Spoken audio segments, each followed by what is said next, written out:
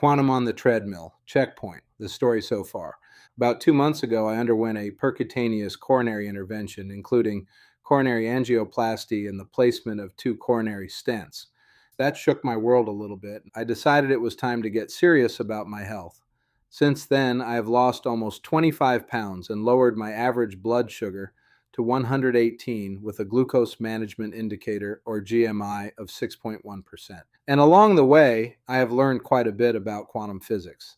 That is really how Quantum on the Treadmill began. I started walking on the treadmill as part of my commitment to better health. While walking, I began using the time to explore a subject I had always found fascinating but never fully understood: quantum mechanics. With the help of AI, I started asking questions, following the history, and trying to explain what I was learning in language that made sense to someone without a scientific background. Today's session is a checkpoint. Before moving forward, I want to pause and recap the story so far. It all began with Max Planck in 1900. While trying to solve the mystery of blackbody radiation, Planck proposed something radical. Energy is not emitted continuously. It comes in tiny, discrete packets called quanta.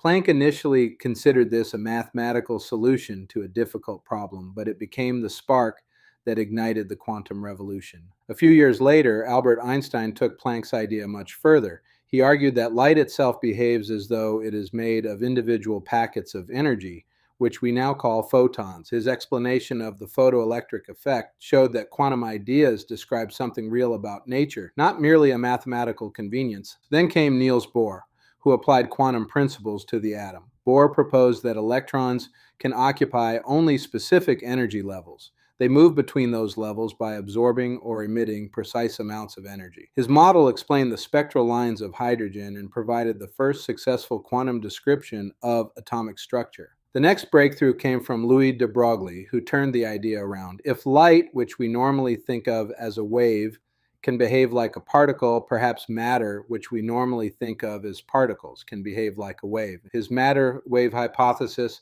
became one of the central ideas of quantum mechanics and was later confirmed experimentally. Building on these ideas, Werner Heisenberg developed the first complete mathematical formulation of quantum mechanics through matrix mechanics. He focused only on things physicists could observe and measure, such as the light emitted by atoms.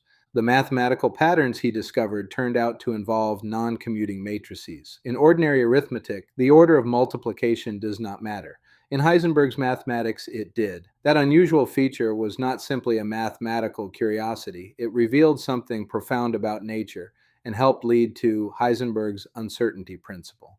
Certain pairs of properties, such as position and momentum, cannot both be known with unlimited precision. Finally, Wolfgang Pauli helped explain why matter has structure. His Pauli exclusion principle states that no two electrons in an atom can occupy exactly the same quantum state. This principle explains the structure of the periodic table, much of chemistry, and why ordinary matter does not collapse into itself. Pauli also helped establish the mathematical description of electron spin through what became known as the Pauli matrices, laying essential groundwork for modern quantum physics and quantum technologies. In only a few decades, these scientists transformed our understanding of nature. Planck introduced the quantum. Einstein established the reality of photons. Bohr explained atomic energy levels. De Broglie revealed the wave nature of matter. Heisenberg created a new mathematical framework and exposed the limits of certainty. Pauli explained why atoms, chemistry, and matter have the structures they do. That is our checkpoint. For me, this journey started with a decision to become healthier. The treadmill gave me the time and space to start asking questions. Those questions led me into one of the strangest and most important stories in the history of science. I am healthier than I was 2 months ago, almost 25 pounds lighter, and far more curious about the quantum world. The next part of the journey is to move beyond how quantum mechanics was discovered and begin exploring how these strange principles might be harnessed through quantum information, quantum computing, and technologies that once seemed unimaginable. So let's keep walking.